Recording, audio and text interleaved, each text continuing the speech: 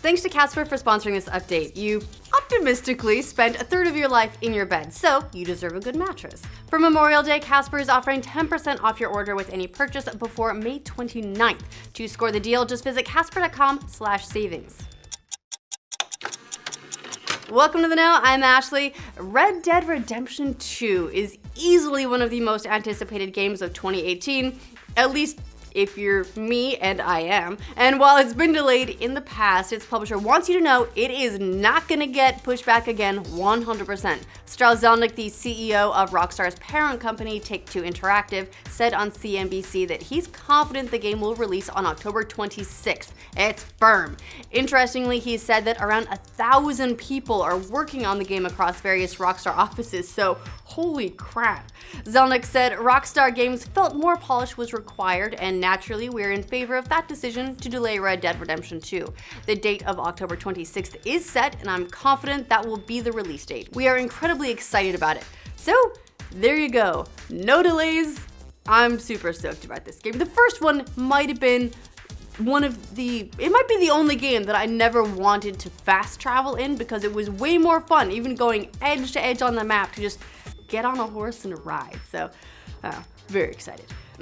Nintendo is selling a cheaper version of the Switch without the dock in Japan, so that's a huge switcheroo for the company if you think about it. The company announced it's selling something called a Switch second unit set that's not going to have the dock, the Joy-Con grip, power cord, or HDMI cable. Now it seems like a move by Nintendo to try and sell a second Switch into households that already have one, considering that if that weren't the case, some of those peripherals would be pretty essential. It's about $45 cheaper than the regular set. We'll see if this version gets sold outside Japan. Either way, very interesting play for them. I'm surprised the discount is only $45 considering all the stuff that it's coming without, but it definitely shows you that Nintendo is starting to really warm up to the idea of the Switch selling more like a handheld where there are multiple units in the house than like a traditional home console where maybe there's just the one that everyone shares.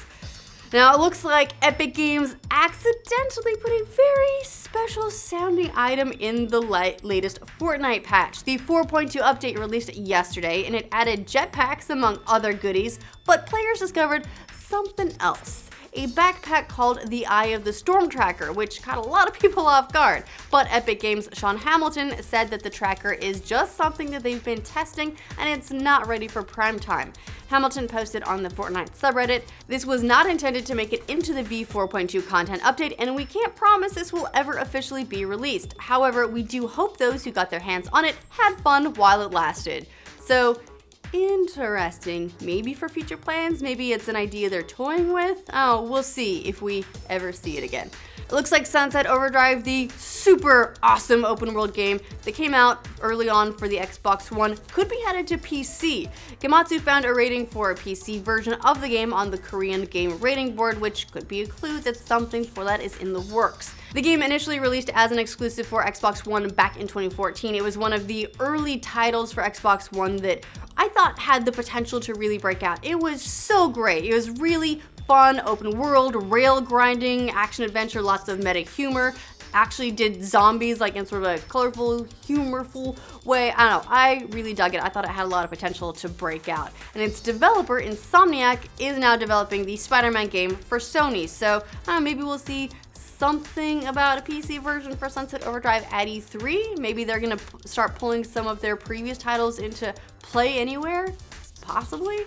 We're expecting to learn a lot more about Death Stranding next month at E3 as well. But ahead of that, creator Hideo Kojima tweeted a message about the game, and true to form, it's very cryptic. His tweet said, +1 on the T-3 weeks, #E3 2018, which, well, and that is obviously a countdown to E3. But then he added, Decima x Kojima equals DS, which seems like a shout out to Decima. That's the Guerrilla Games engine that he's using to make the game. And his tweet also included a shot of a moss-covered patch of land. So, of course, the internet's all full of theories about what it means. Some think it could be the opening shot for a new trailer. Others think maybe the moss is covering up a body. Either way, we're gonna know in 3 weeks. I'm very excited about it. Nintendo's released mini versions of the NES and Super NES consoles, and some people now think the Nintendo 64 could be next. That rumor has started gaining steam now it's been discovered Nintendo's applied for a trademark in Japan for the term N64.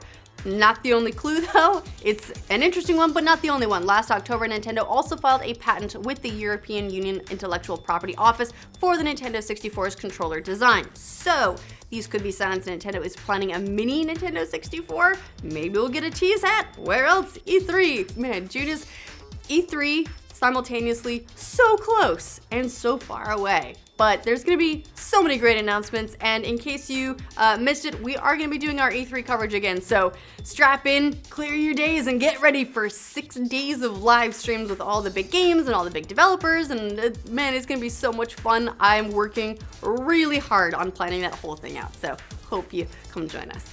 And one publisher says it's teaming up with a competitor to Steam after controversy over whether adult-oriented games should be allowed on the platform. You might remember very recently a bunch of publishers of risque games like Honey Pop said they'd been notified their games might be removed from Steam because they constituted pornographic content.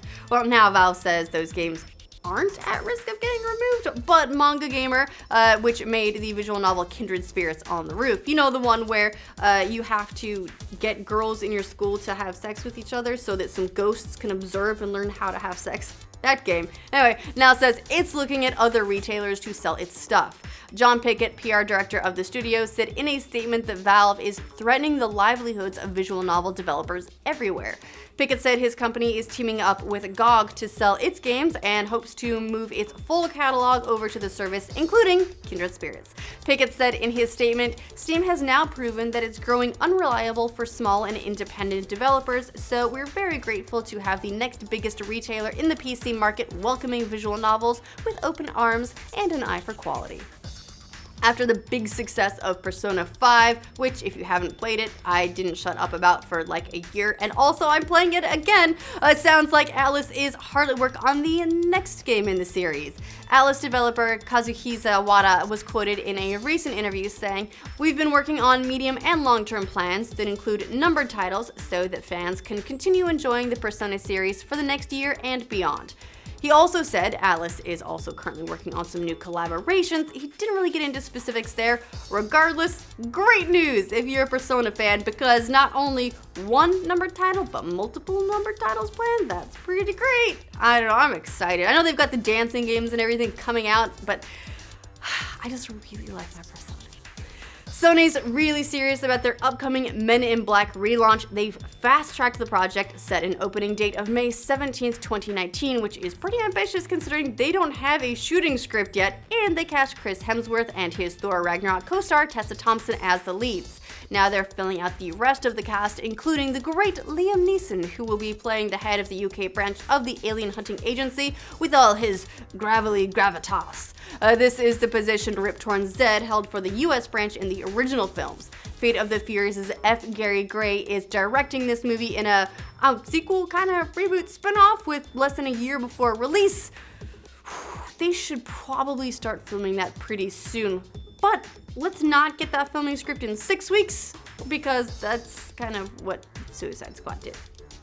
Netflix has committed to making its biggest budgeted feature yet, and appropriately enough, it's going to be helmed by blockbuster director Michael Bay and all of his explosions. This big action movie will be called Six Underground, a high-testosterone mission movie that was written by the Deadpool team of Rhett Reese and Paul Wernick, and will star Ryan Reynolds, of course, so we already know that they're a solid team. The project is expected to cost around $150 million, so yeah, that's a big budget. If you hire Michael Bay, I mean, you're kind of wanting a very specific epic action movie style, so we kind of know what to expect. And whether his movies turn out good or bad, they are always big screen experiences, so it'll be interesting to see if Netflix is going to push for a big theatrical engagement with this one, or stick to their current small screen model, which is where they get all their subscribers from. So we'll see on that one, but interesting project nonetheless. Alright, that about does it for this roundup. That's all the news. All of it. There's no more news. Let us know what you think of these updates in the comments down below. To make sure you get news from every corner of the internet every weekday, like this video, and if you're new to this channel, subscribe to the know. Shout out to Casper for sponsoring this update. Optimistically speaking, we each spend, what, a third of our lives in bed? More if you're a lazy bug like me. So it makes sense to get a mattress that helps you get the best sleep you can. The original Casper mattress combines multiple supportive memory foams for a quality sleep surface with just the right sink and just the right bounce. Its breathable design helps you sleep cool and regulate your body temperature through the night too, so nice and comfy. And buying one's pretty easy. You order online, it's delivered right to your door in a compact box, so you don't have to strap anything to the roof of your car and just hope it makes it all the way home. Casper offers free shipping and free returns to the US and Canada, and to help you rest easy, they offer a risk-free 100-day trial so you can decide if it's working for you. I got one. Honestly, before I got it, I was kind of skeptical. I didn't believe a mattress could fit in a box and come out and be a good mattress, but I don't know, they got some kind of magic going on. Setup was really easy, it's very comfortable. I didn't have to lay down in a mattress store with some random dude watching me. That's always a weird experience.